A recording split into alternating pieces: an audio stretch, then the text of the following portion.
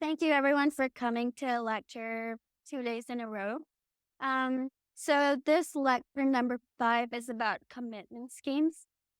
And really this is the first in a series of 5 lectures that will bring you through the mathematical construction of a ZK snark.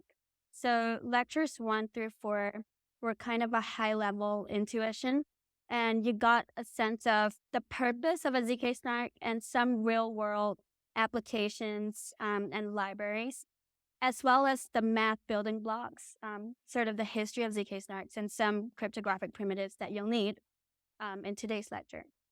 So today's lecture, we're actually going to start with zooming out and looking at how modern snarks are constructed. So modern snarks are composed of 2 ingredients. The first is an information theoretic object called an interactive oracle proof. And we'll explain what that is in just a moment. And the second object is a cryptographic object called a commitment scheme. So the relationship between these 2 objects is that a commitment scheme compiles the IOP. So I guess the IOP is compiled by the commitment scheme from an idealized protocol into a real world realization. And that's a good question. What does IOP stand for? IOP stands for Interactive Oracle Proof. And we're going to explain each of these terms right now. So the interactive oracle proof is an information theoretic object because it makes some assumptions that are very idealized. So the IOP describes a series of interactions between a prover and verifier, whereby the verifier sends messages to the prover, so M1, and the prover responds in turn with oracles. So the prover's messages look like locked boxes. Now, what this means is that the prover can read the verifier's messages in whole, but the verifier can only have restricted access to the prover's messages. So the verifier only reads the prover's messages use point queries that are randomized. And why this is an idealized protocol is because it's hard to enforce this kind of interaction in real life. Like, think about it. How are you going to have someone like watching the verifier? Or how exactly is this locked box going to look like?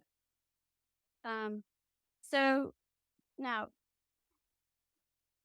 but the nice thing about an interactive oracle proof is that it's information theoretic, and so it makes soundness and ZK guarantees that hold against a computationally unbounded prover and verifier.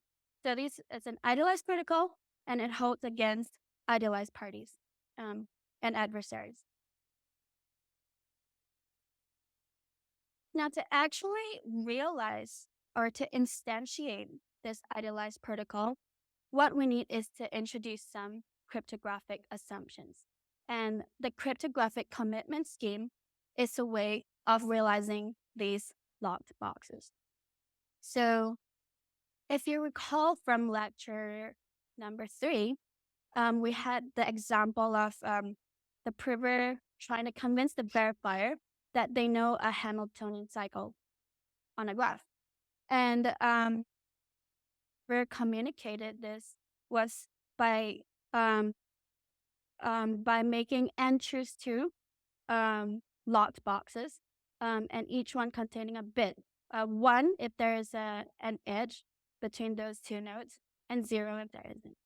And sending all these locked boxes to the verifier. So that is an idealized protocol. It's not an IOP because the verifier needs to look at every single box. but that's an idealized protocol.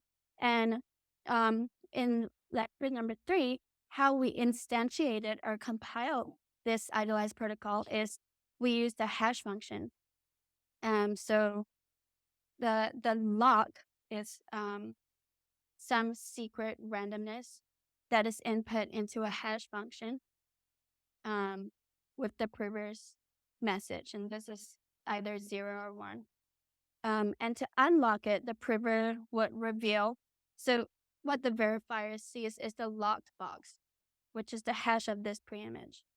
And to unlock this box, the prover reveals the secret randomness as well as its message.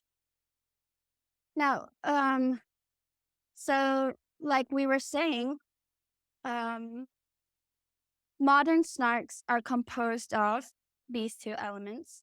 And in lecture number 7, we're actually going to see kind of a closely coupled third element, or this is known as arithmetization. So I'm jumping ahead a little bit because we're going to talk about this in lecture 7. But for now, I would like you to have this mental model in your head about the ingredients that go into constructing a modern snark. Cool. Any questions so far? Yes. So the question was, what's the difference between an idealized protocol and an IOP? The answer is there's no difference. That IOP is an idealized protocol. And now the difference between an idealized protocol and a cryptographic commitment scheme is basically the assumptions that go into each one. So in the cryptographic commitment schemes, you're making certain assumptions. For example, you assume that the discrete log problem is hard in a certain group of your choice. For example, you assume the existence of a collision-resistant hash function. These are assumptions that only hold against computationally bounded adversaries. Yes.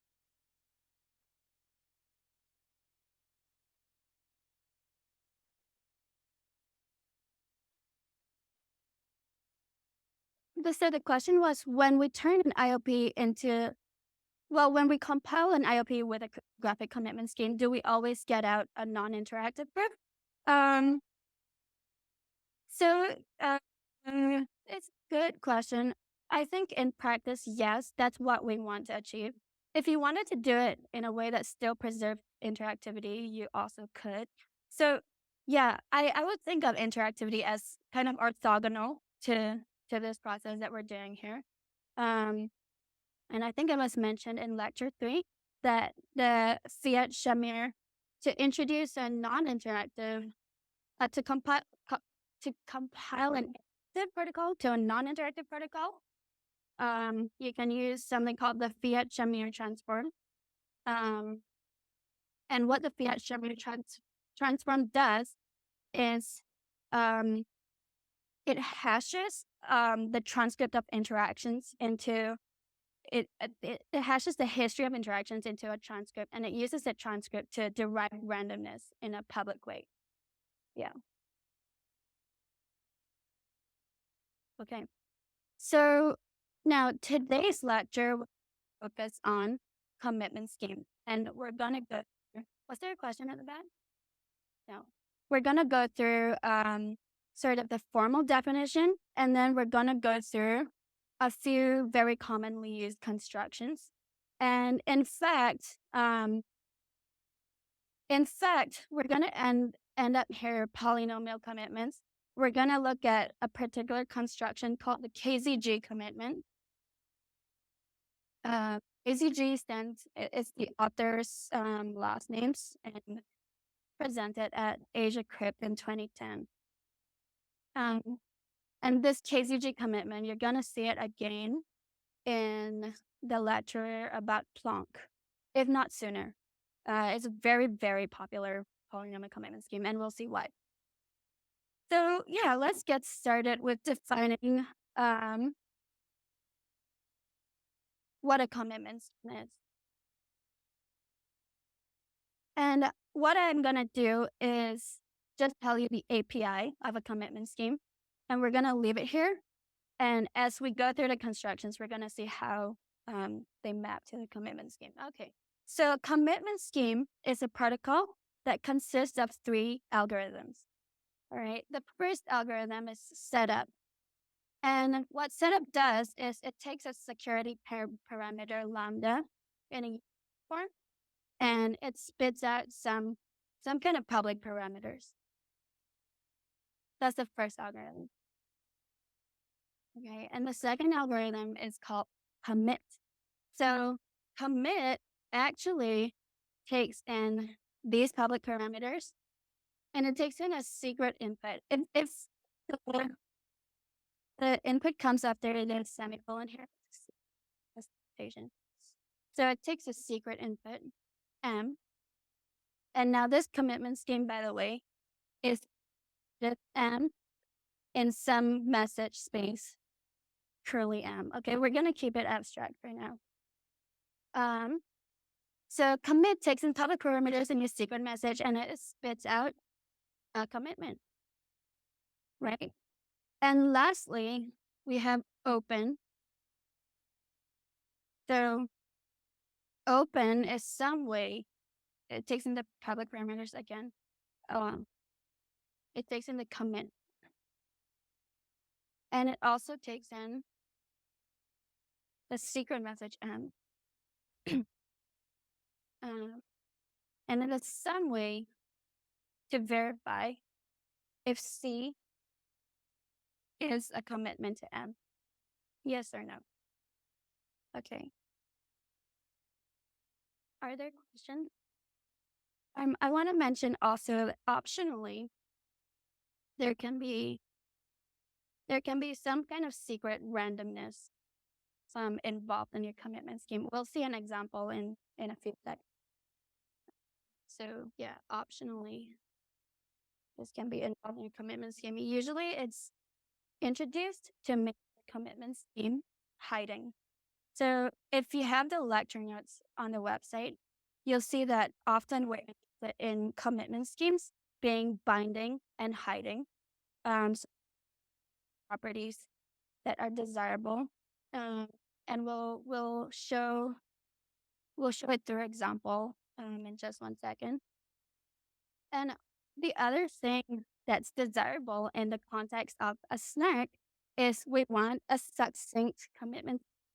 So the point of a good cryptographic is it reduces the complexity of the communication between the prover and verifier.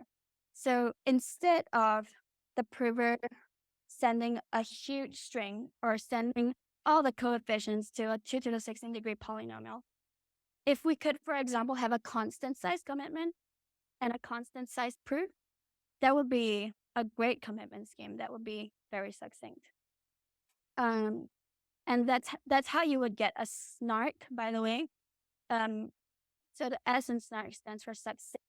And succinct means that the communication complexity is low in the size of the relation. Now, for ZK snarks in particular, we also want the commitment scheme to either have properties or to preserve the ZK properties in the IAP. Today, let's not worry too much about ZK. Let's focus more on succinctness.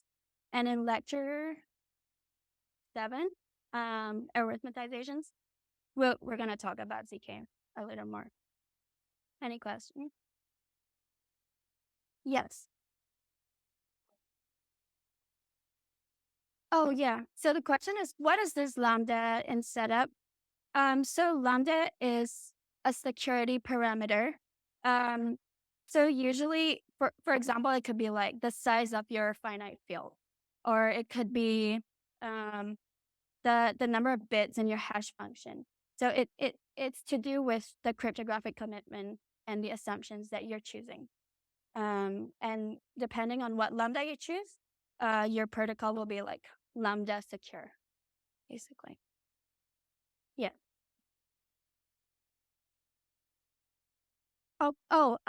Yeah. So the question is, why did I write 1 to the lambda?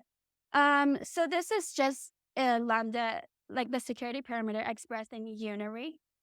I wouldn't worry about it too much. Yeah. It's just a bunch of ones, basically. Yeah. So the setup will produce public parameters that correspond to the desired security parameter.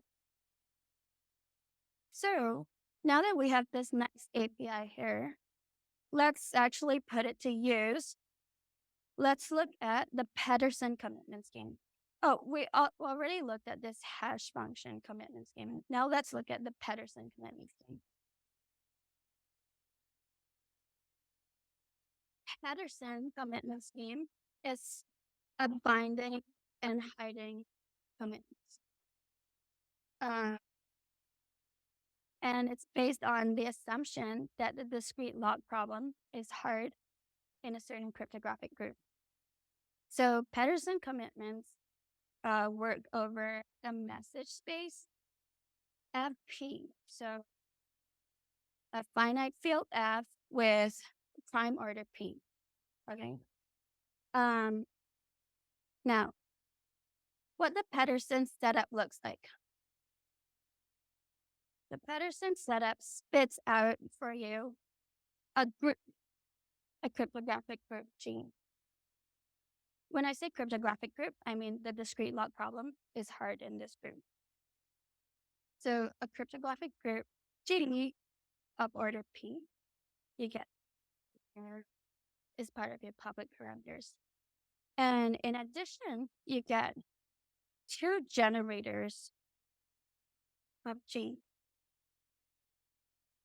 Okay. So G, G1, G2 is our public parameters.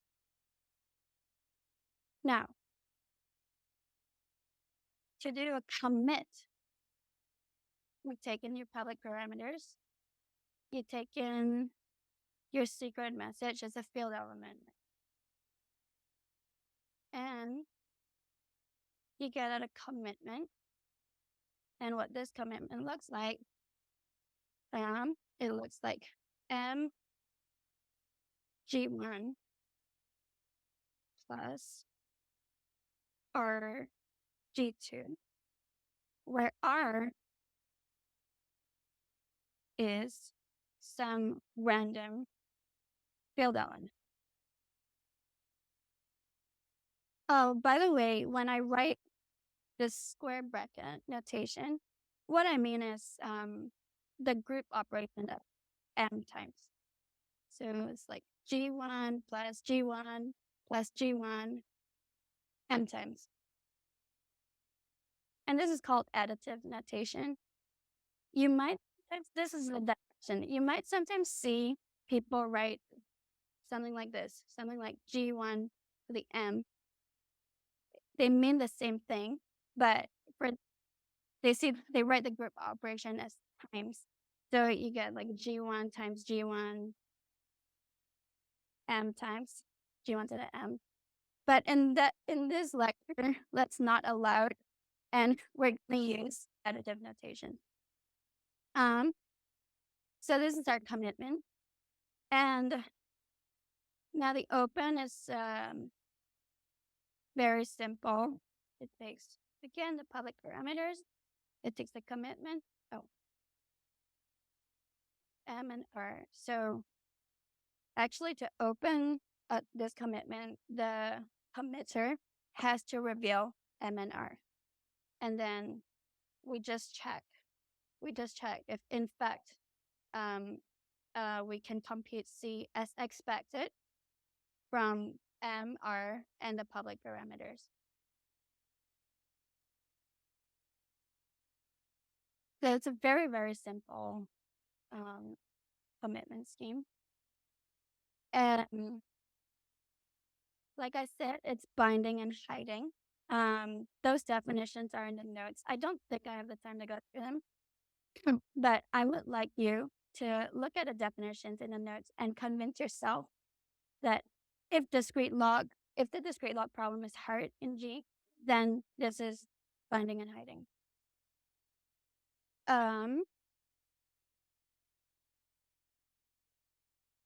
Now, another very nice thing about the Pedersen commitment, it's it's additive homomorphism. So now what I mean by this is that commit m plus m prime is equal to commit m plus commit m prime. So not all commitment schemes have this, by the way.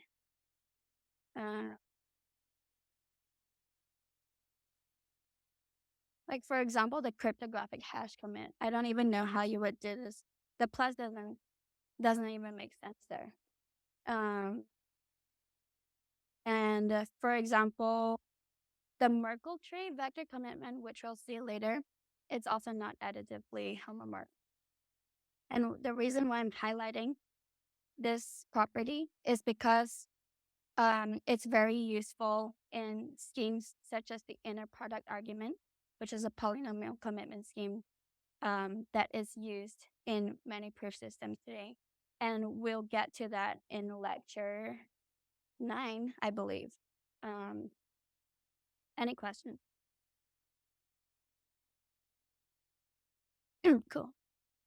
So now the Pedersen commitment can also be extended to become question.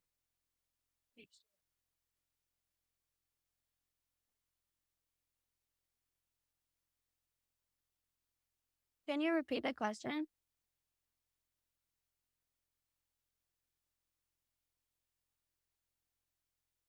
Uh, so,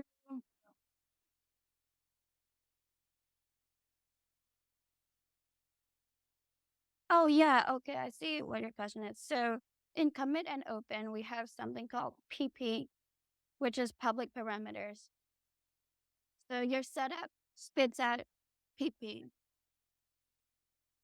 public parameters. Yeah, thank you. Little p over here, it is the message over which the Pedersen commitment works. So little p is the prime number, and the Pedersen commitment works over the finite field fp. You first, yes.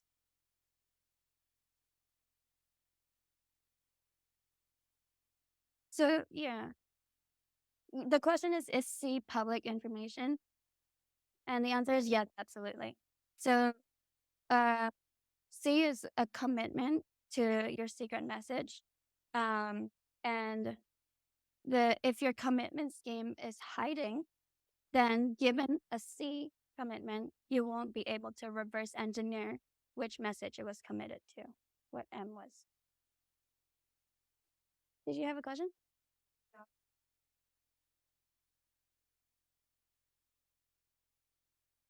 Oh, so the question was, are there constraints on what G1 and G2 you can select? And the answer is that they have to be generators of the group. Yeah. Question? No? Okay. Oh, yes.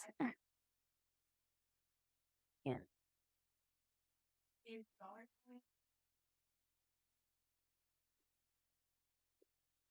Yes. So dollar sign here means we uniformly randomly select a field element R. Yeah.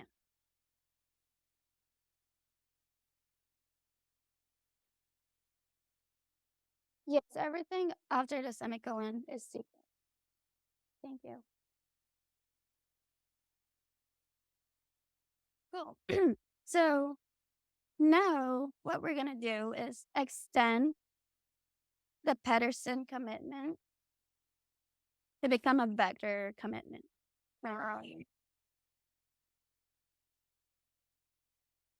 And yeah.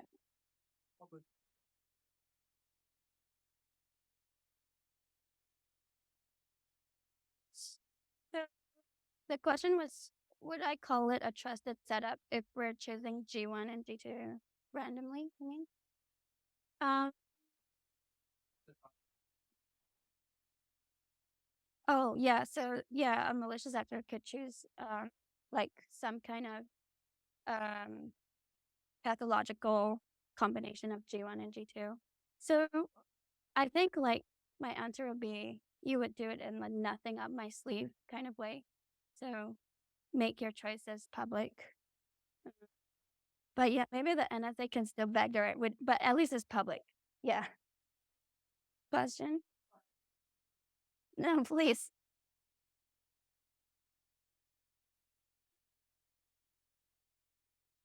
So the question was, what is the relationship between the group G and the field FP? And the answer is that the order of G, the number of elements in a group G, equals P. Yeah, so you can think that FP enumerates the elements in the group G.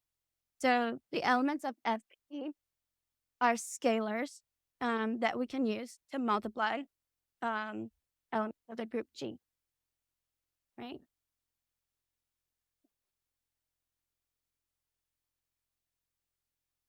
Um, which element?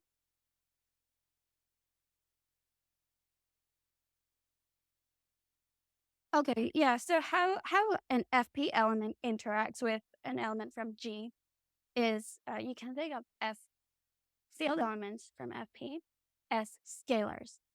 Multiply group elements in G. Yeah, so F in FP and a G in group G, where the order of the group G is P. So now this means there are P elements in the group G, right? And in other words, you can enumerate the elements of the group G with elements from the field FP. So if I write something like FG, then it makes sense because this scalar is like within the size of this group. Yeah, thank you. So, yes.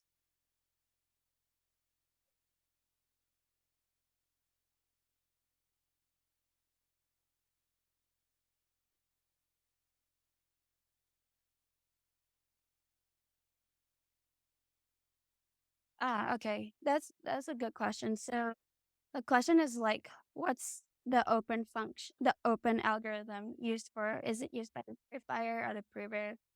How do they interact here? So now in most protocols where you have a prover trying to keep a secret from a verifier, in fact, you see the open function being written as two algorithms. So it actually breaks into prove and verify. And we're skipping ahead slightly here. But this is going to come in useful when we get to KZG commitments, for example. So now this API, so open takes in public parameters, the commitment, it takes in the secret message, maybe some randomness R.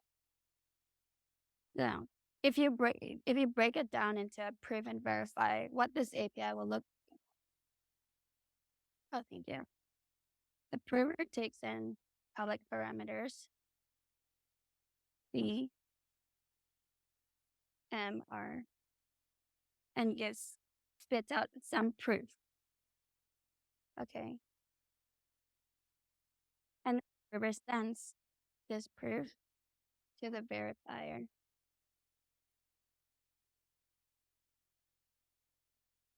So now the verifier, given the public commitment and given the proof, can make a decision. So,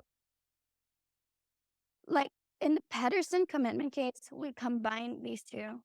And the reason is that the proof in the Pedersen commitment case is literally just an R. So I felt a bit silly writing it out in two steps. Now, in the case of KZG commitments, the proof, in fact, does not reveal anything about M and R.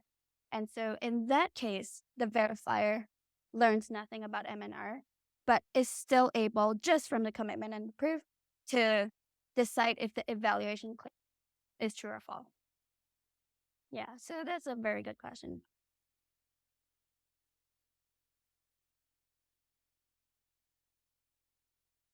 Yeah, so the question was, in this case, in the Patterson commitment case, we don't care about zero knowledge. Yes, that's true. Yes. Yeah.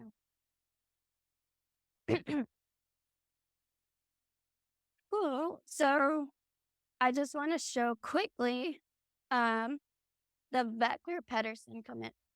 Um, and really is an extension. Sorry about my voice, by the way. It's an extension of the Patterson commitment.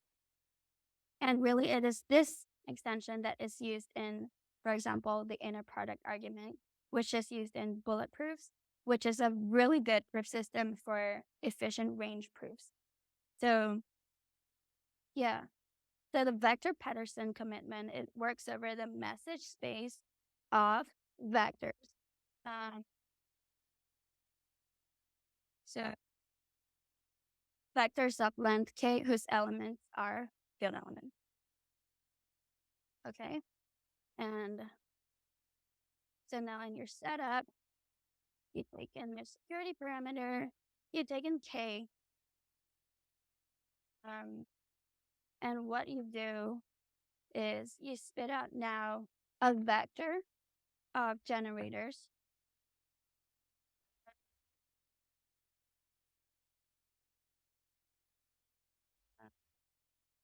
And you want k of them. You want k generators.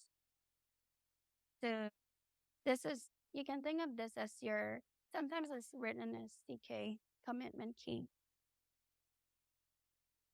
And then you also need to give us, what did I write over there? G2. Oh, that's unfortunate. um, so forget the indexing from there, okay? Um, so G2 here is not G2 there, okay? I apologize for the messy notation, but we want, well, we want another generator H, and H here corresponds to G2 there, okay? So H is sometimes called the randomness key RK. And you can see why, right? Because this is how we use H.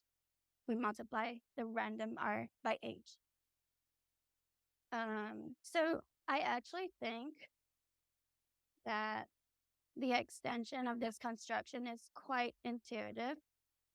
So would anyone like to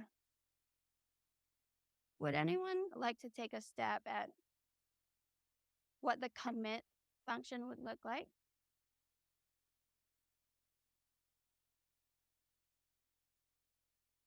So instead of having instead of having a single field element M, we now have a vector of k field elements. Vec M. Yes.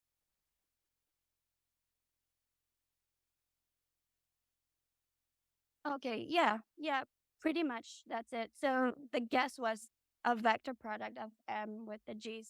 So I would say the scalar product of M with the G's, or the dot product.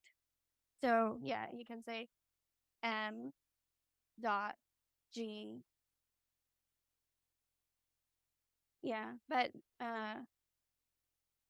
to write it in our notation, maybe that's equivalent to the sum of MI's GI's. That's what you mean, right? Yes, that's correct. And then we need to add in our randomness at the end of this. And then open is literally the same thing. You reveal MI. You reveal M. You reveal R. So if now you can see that this opening proof is quite suboptimal because it's linear in this. It's literally your message. It's linear in the size of your message. However, the redeeming quality of the vector Patterson commitment is that it's also additively homomorphic. And the inner product argument makes heavy use of this fact. Is there a question? Yeah.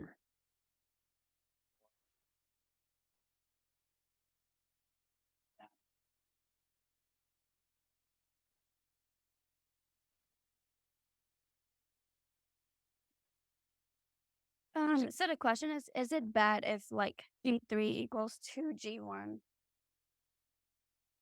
Which is similar to the question just now about whether we could pick some pathological Gs. So I'm actually not super sure. Yes. Why is that bad? So I believe why that is bad is because it would allow you to make um commitments. It will allow you with a single commitment to commit to two different messages potentially. Um, and yeah, I'm gonna leave it as an exercise to the reader.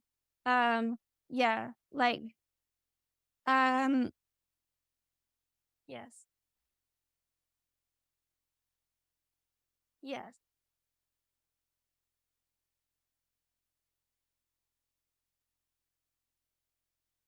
yes, yes.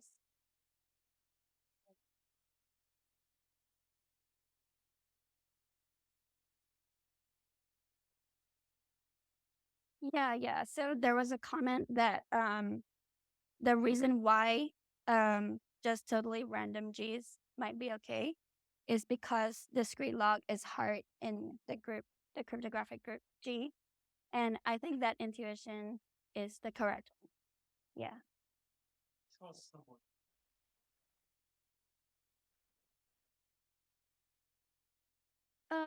So a comment was that we need to trust someone to generate and then throw away how they did it.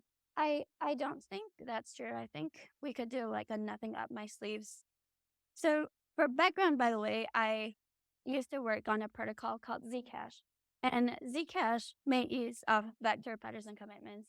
And I think how did we, like, we had random generators G, but it was not secret how we generated them. And like you said, there's no structure to them. For example, they're not like increasing powers of a secret element. Um, so I think because there's no structure and because it's random, um, like there's no secret that we need to throw away. Yeah.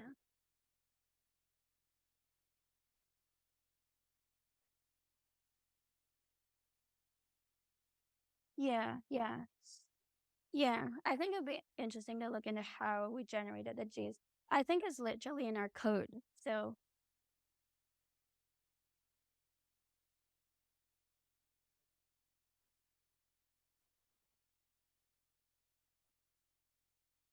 right. Right. Yeah. Yeah.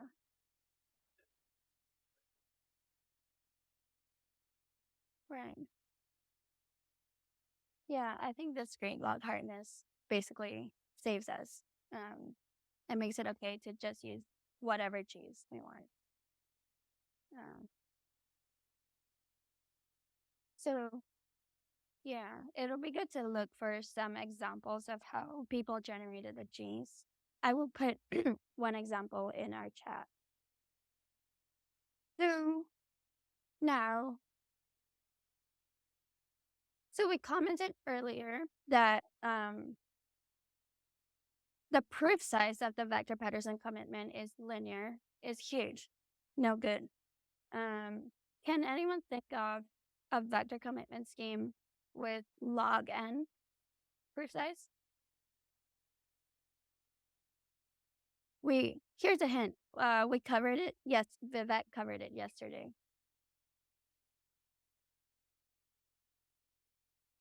Yes. Yeah, Merkle trees, exactly. Um, I'm trying to decide if I want to draw a Merkle tree. How much time do I have left? 40 minutes or 12 minutes? Okay. 40 minutes. Now I'm not gonna draw a Merkle tree. But I'm just gonna remind you of basically how a Merkle tree can be used as a commitment scheme.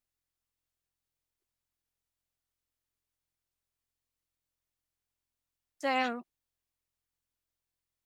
if you recall, a Merkle tree is a binary tree, and the punchline the punchline is that the elements in our vector are gonna be the leaves of the tree. And so our commit are taken. I don't know if there are any public parameters. I suppose whatever your hash function is, that could be relevant. We'll take in your message, and we'll spit out a commitment. And the commitment is gonna be the root of the Merkle tree that you instantiated over the leaves, which are your message element. And so open now. We can actually try and write this as two algorithms prove and verify. And the reason I want to do this is because in this case, the opening proof is not just literally the message itself. So it's not as boring as the vector Patterson commitment. So yes.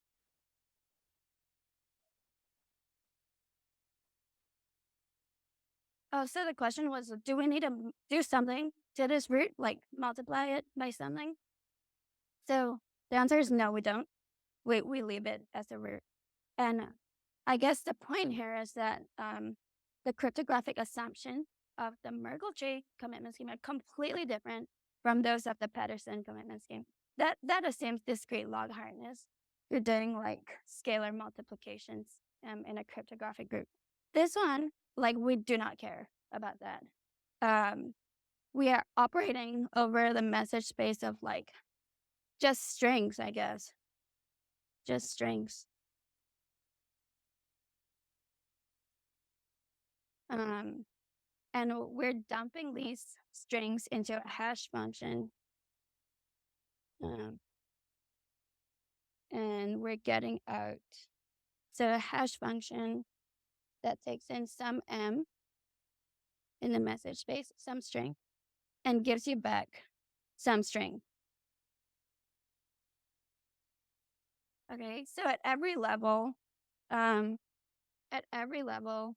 we're taking two strings. We're doing the hash of these. And we're getting a new hash. And so it's strings all the way up. And at the end, when we reach a root, that's a string. That's our commitment. Question?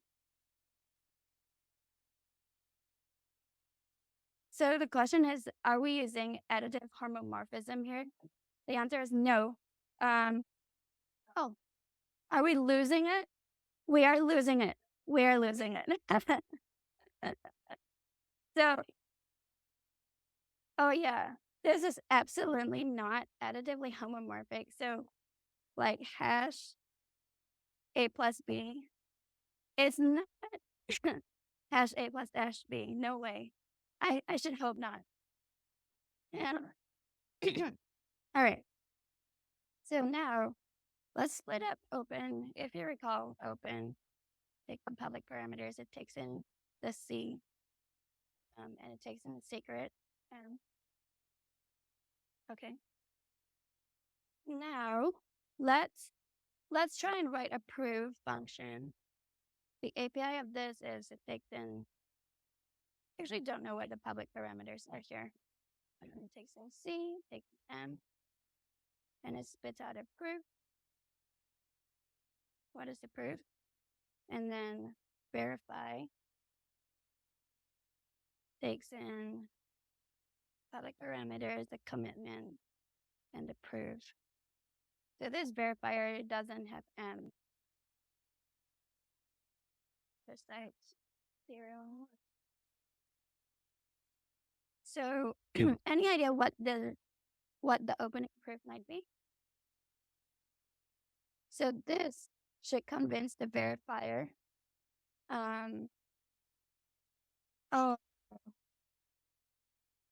Oh, actually, one thing we should add here is an index I. So the point of a vector commitment, is to open the commitment at some position I in the vector. Yeah. So taking an I, the prover needs to make a proof for this I, and the verifier is trying to check the commitment at this I. So now this this proof should convince the verifier that MI is in M, and that M is committed to by C. So C equals commit M. So the proof is for this relation here. So any guesses as to what an opening proof might look like?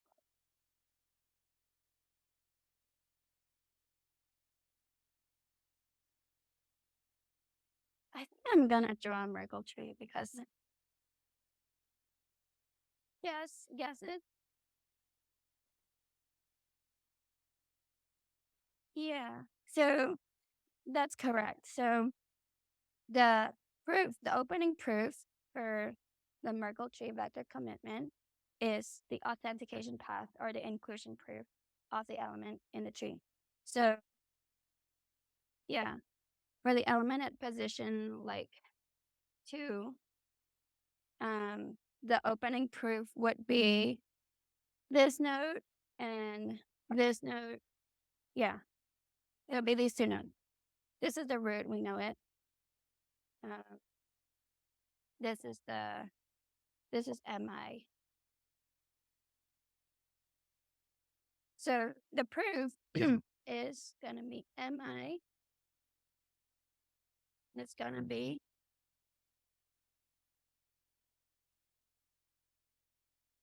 authentication path. And then what the verifier does is takes MI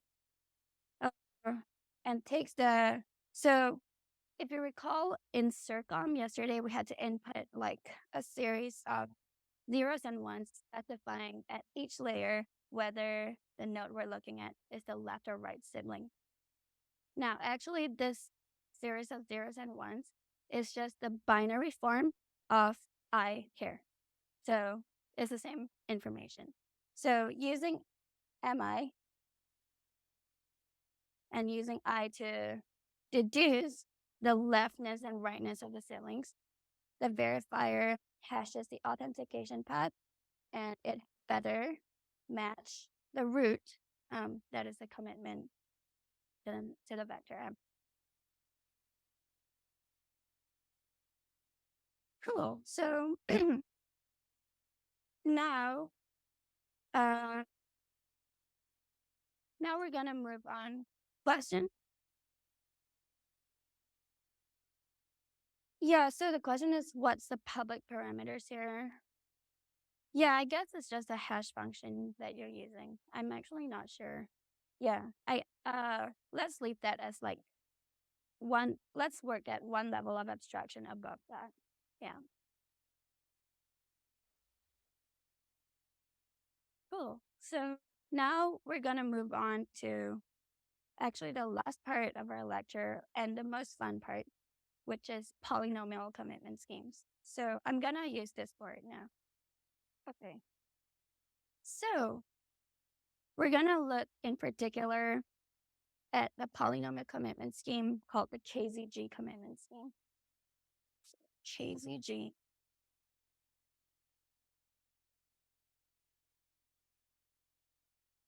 Now, a polynomial commitment scheme works over the message space or the univariate polynomials uh, of degree less than. So we basically have a secret polynomial fx, and fx equals f0 x0 plus f1 x to the 1 plus fd minus 1 x to the d minus 1. So what's secret here is the coefficients, the fi, are secret. And a polynomial commitment scheme would allow the verifier, given some commitment,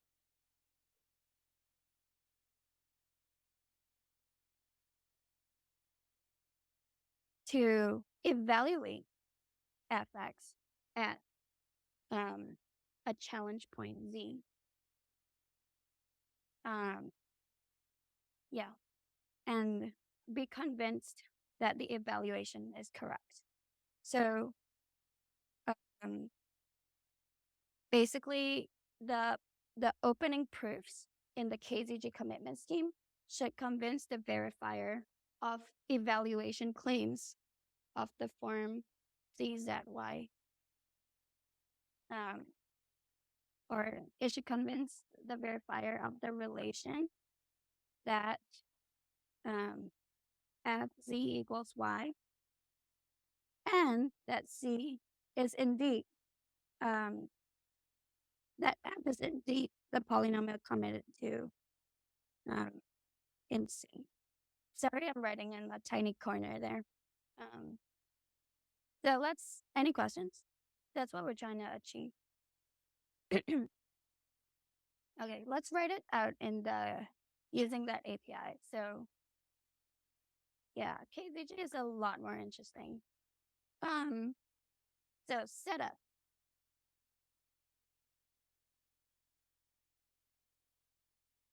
Now,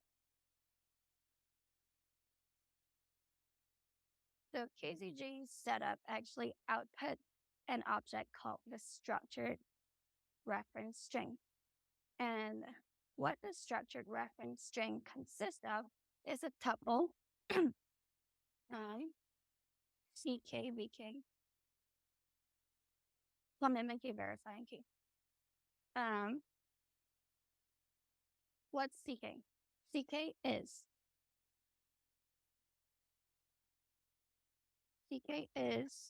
the powers of some secret. CK is commitments to the powers of some secret. Sorry, there should be I here. Now, what I mean by this, if you recall, by the way, this square bracket and subscript notation. So if I write alpha I sub 1, what I mean is alpha I times G, the generator G1. So we're gonna have alpha i's G1s for all powers of alpha from I equals 0 up to d minus 1. That's our CK. And our VK, bless you, is gonna be alpha 2, which is alpha times G2. Okay, but hold on a sec. What's G1 and G2? I think the important context here is that the KZG commitment scheme is built on the cryptographic primitive of pairings. If you recall from lecture 3, pairing-based cryptography, which I've prepared over here to remind you of what that is. So, a pairing-based cryptography, here's the context of it. It works over these 3 groups, G1, G2, and a target group GT. And a pairing is a bilinear and non-degenerate map from tuples of G1 and G2 elements to a GT element. Okay. And in particular, what's nice about it is it's bilinear. So in lecture number 3, the bilinearity was written like this. And this is this, convince yourself that this is the same as what I've written here in this box. So effectively, that we have in the group, we have a group operation that's like addition. You can add 2 group elements. So effectively, what a pairing gives us is something that looks like multiplication. But what do I mean by that? So if you take a pairing of some AP, BQ, and here P is in G1, Q is in G2. And if I told you to multiply these two, that would be nonsensical. That's not a group operation. Now, instead, what you can do a pairing on them. And you get out this element. This thing is in GT. And what's interesting about this element is that it's the pairing over P and Q multiplied by what were previously these coefficients AB. So you've kind of moved the multiplication into the exponent, or into you've moved it outside the pairing, basically. So I don't think we've actually gone into like how this works. It's pretty gnarly. I think all you need to know is that this exists, and if you wanna find out more, it's a really rich topic. I think someone's doing a lecture on it. For us though, we're just gonna believe that this exists. Okay. And we're gonna make heavy use of it in the KZG commitments. All right. So the setup gives you, again, the powers of some C alpha multiplied by the generator G1. So I could rewrite this as alpha i's multiplied by G1. So that's K elements right here. That's your commitment key. And the setup also gives you 1 group element into alpha G2. That's our setup.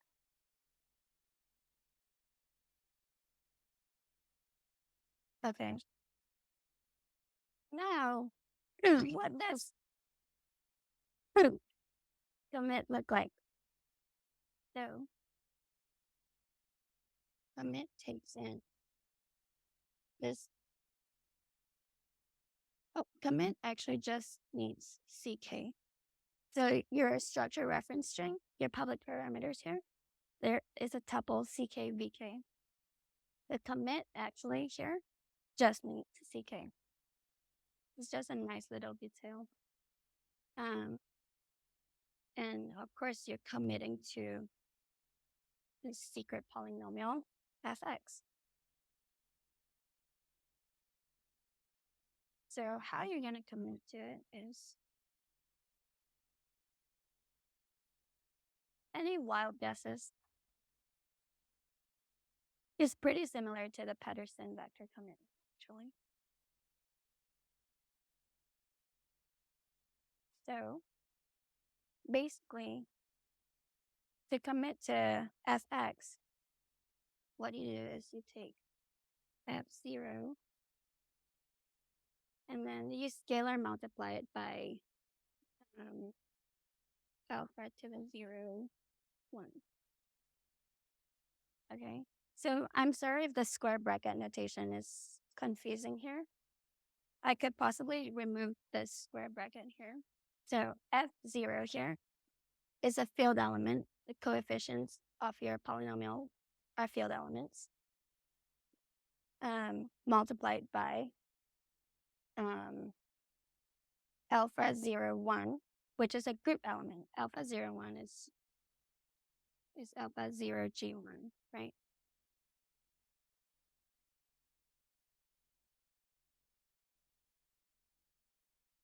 And then we're going to do plus F1,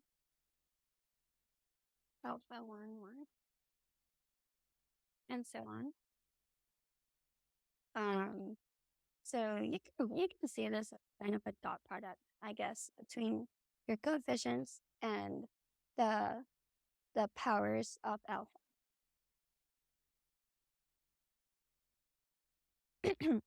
Yeah, so to write it more succinctly, it's just the sum fi alpha I1. That's it. Um,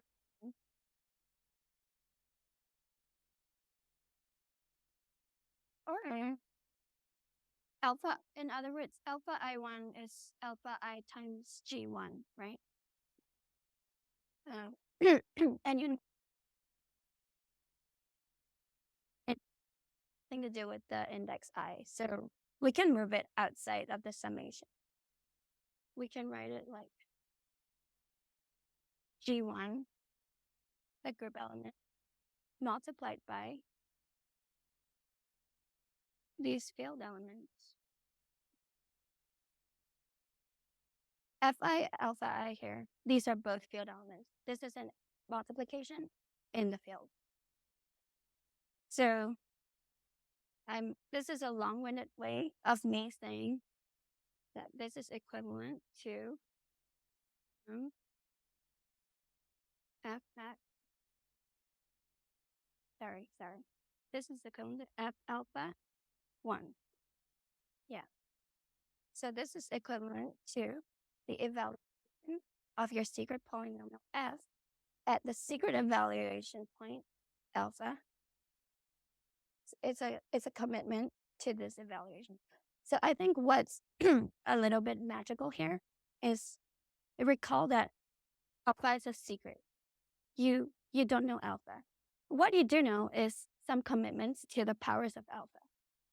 But just knowing that is enough for you to compute a commitment to the evaluation of f at alpha. Yeah, so this is a really nice property.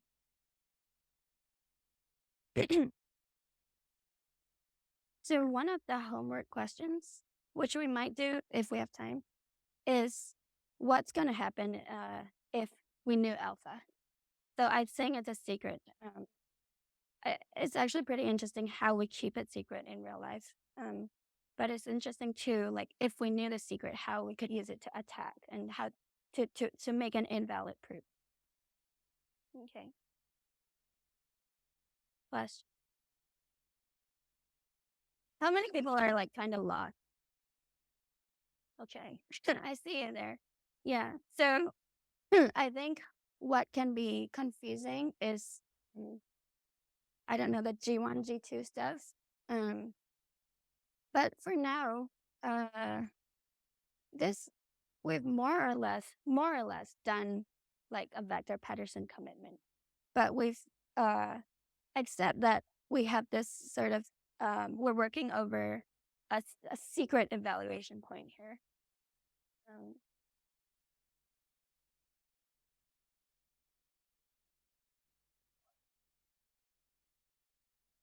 Yeah, the question is, does this require, is the setup here a trusted setup? Is it a powers of tau? Yes, that's exactly what it is.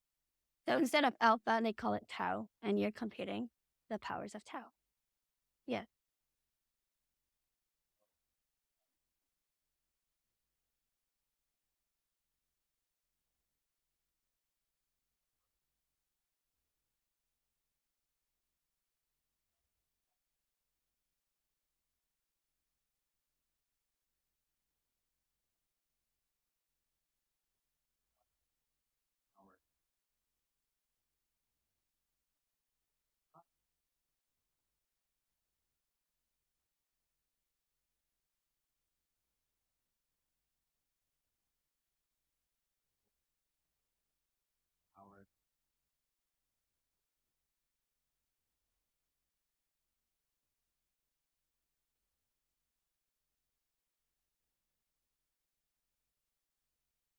Yeah, it's definitely a fun and worthwhile project to make it easier to contribute to Powers of Tau. Because how Powers of Tau is done is a multi-party computation in which no single one of the participants knows Tau. And the only way you can recover Tau is if everyone colluded. So the more people participate, the lesser the chance of complete collusion.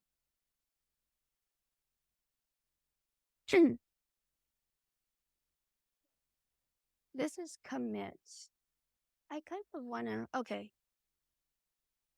I'm just gonna write commit again here. So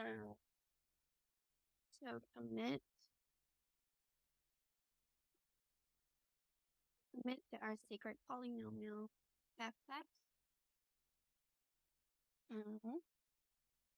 We basically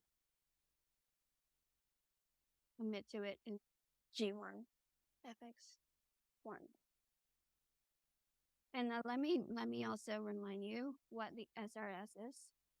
So, oh wait, we can see that. Can we see in here? You guys can still see the SRS, right? Okay. So we make use of the commitment key. Yeah, we make use of just the commitment key in order to commit to fx. This is just a single, by the way, in G1. So constant size commitment. Okay, now we get to the actually fun part, which is open. So now open, it needs the whole SRS, first of all. And then it takes in our commitment C. It takes in the evaluation point Z and the claimed evaluation Y. So if you recall, the point of this is to let the verifier convince themselves of the relation that fz equals y and that f is the polynomial committed to by C. So you can think of CZY as the evaluation claim here in this relation. And then, yeah, it takes in the secret fx. Output 0, 1. So again, over here, we're gonna break it into prover and verifier because the proof is not the same as just giving you fx. Yeah, so we actually keep fx secret. So the API of the proof is gonna look like, we only need CK here. Take in C, Z, Y, fx, output. Am I running out of space? Yes, I am. And then what verified is takes in just a VK, takes in CZY evaluation claim, and it takes in the proof, and it decides, is this a satisfying proof of this relation? So now let's write out prove and verify in detail. This is where we're gonna use pairings.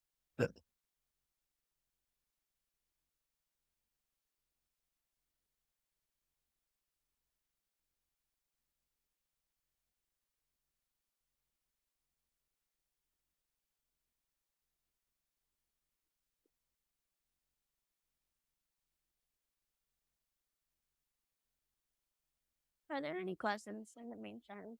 Yes.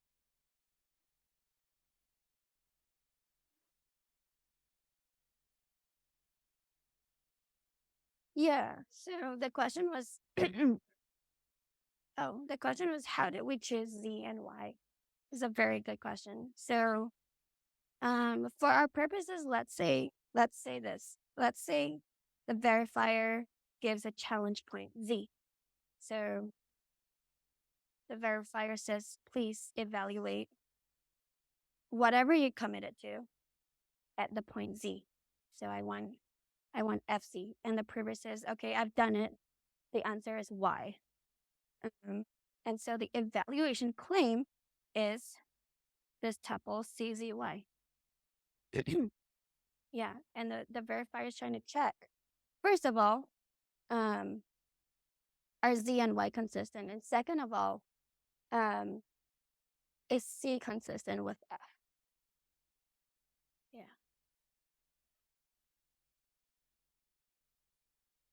So the question is, did this interaction happen here, or was it non-interactive? So we can, the way I described it just now was an interactive proof. So the verifier sent you something, you send a response. But you could definitely derive Z non-interactively using the Fiat-Shamir transform. But Y definitely has to be um, sent by the prover. Yeah.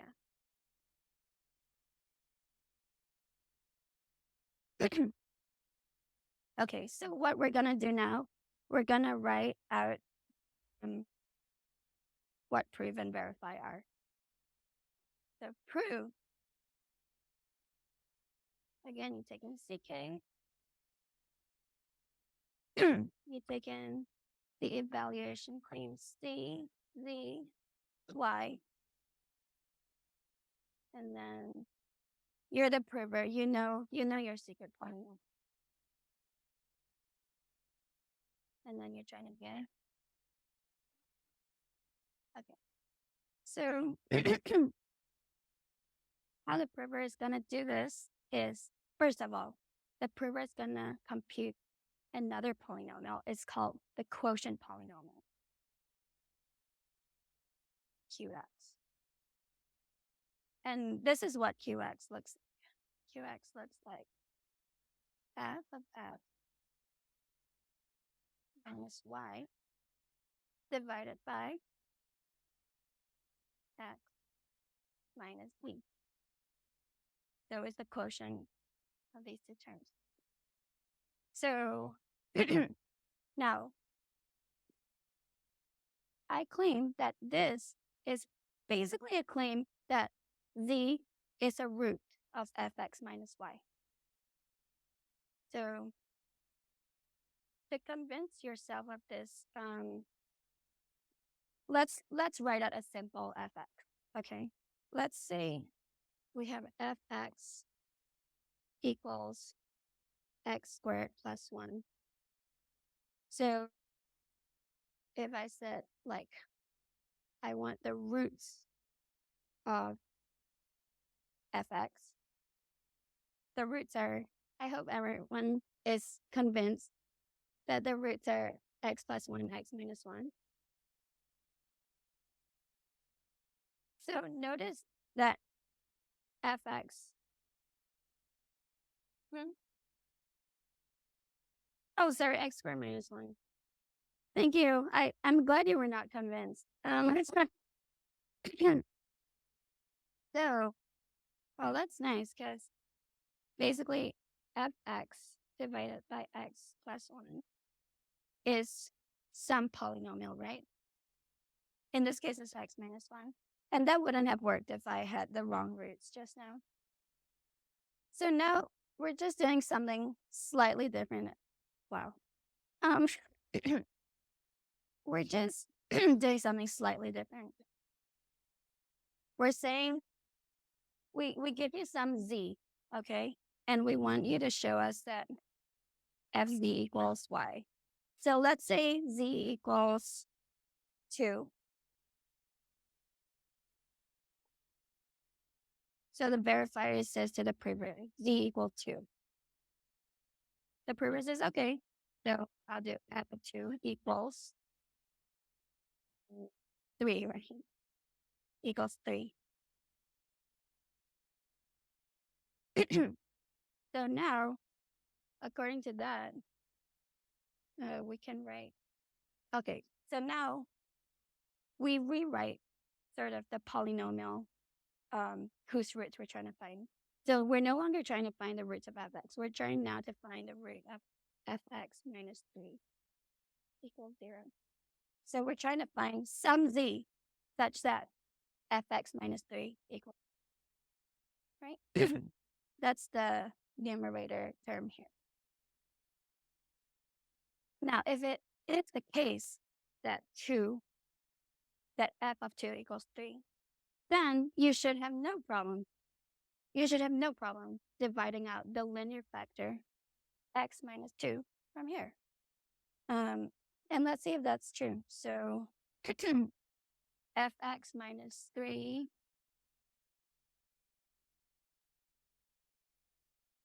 equals x squared minus 3.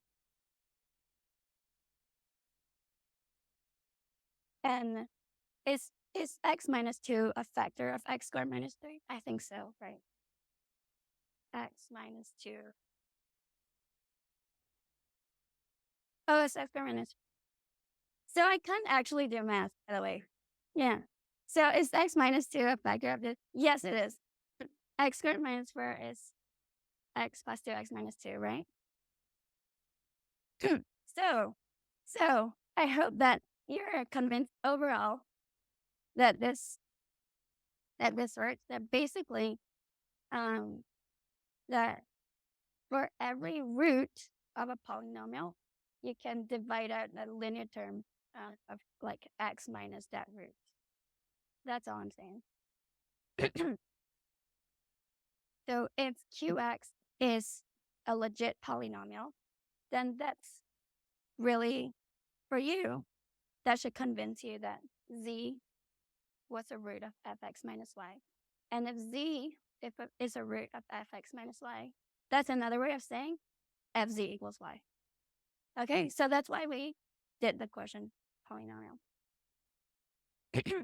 So that's what the prover does. Firstly, this quotient polynomial.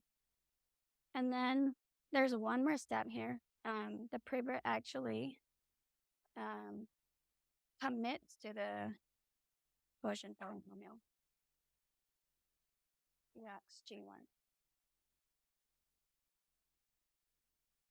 So the proof is a single group element again. We like that. Small proof. Okay, so finally, we're gonna come to the verifier.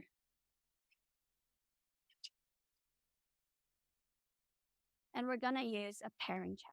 So this is the actually exciting part.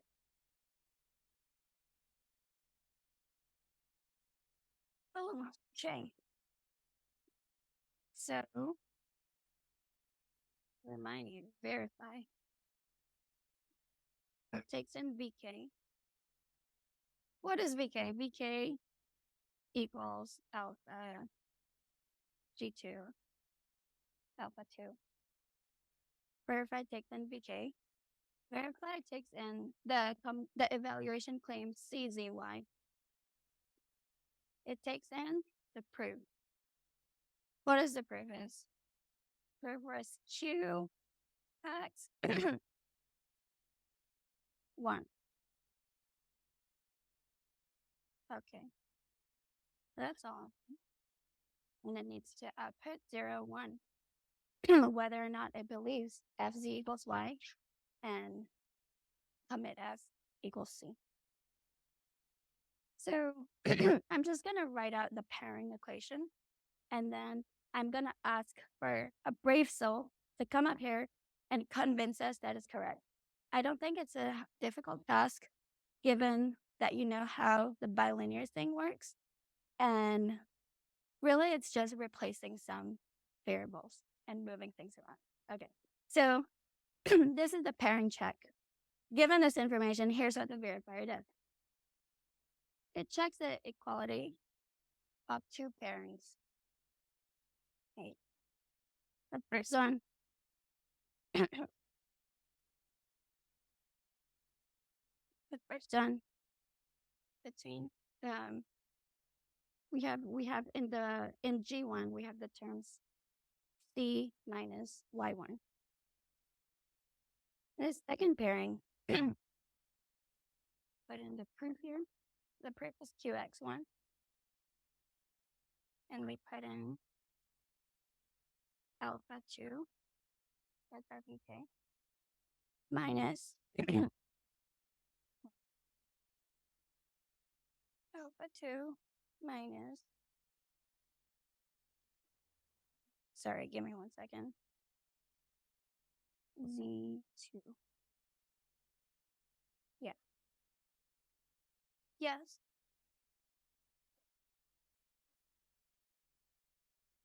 The proof, yes. Thank you, Brian. So Brian said, should the proof here be Q of alpha? Yes, it should be. And if you recall, why it's Q of alpha is because we're using the commitment key here. The commitment key is the powers of alpha, and we're using the commitment key, the alpha G1, to evaluate the polynomial Q at the secret point alpha. So thank you for that. That would not have made sense otherwise. Okay, so does anyone feel like moving some variables around in a bilinear way? Okay, let's just replace these variables. So what is C? What is C? C is our commitment, right?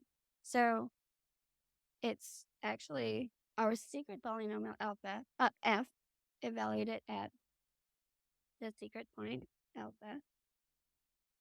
It's a commitment to that group one, P1. Okay. And what is pi? Like Brian said just now, pi is the same thing, but with our quotient polynomial. Okay. So now, if you recall, the bilinearity of it, really what it hints to us is that like the interesting parts of the pairing are the coefficients A and B, and so really we can just check the equality of the products of the coefficients. Okay, and we can ignore the G1, G2 nonsense. So F alpha 1 minus Y1 is the same as F alpha minus Y1. I hope this isn't too controversial. Okay, so the coefficient here is F alpha minus Y, okay? So from here to here, I have moved into the exponents. All right. Move to exponent. So now we are working in the exponent. We're comparing the products of these coefficients. So the coefficient for the left-hand side pairing is F alpha minus Y. And we're asking, is this equivalent to U alpha times alpha minus D? So does this look promising to anyone? If you look at how we construct it, if you remind yourself what Q is in the first place, if you rearrange this here, so it's basically checking that Q is correctly constructed, basically, at the secret point alpha. So that's our verifiers check. How much time do I have left? What? 0 minutes? Yeah. I'm over time. Okay. So for the homework, it would be fun to think if you somehow got access to the secret alpha, how can you make a invalid proof? So for some y prime that is not FC, but which still passes this parent check. Okay, but that's all.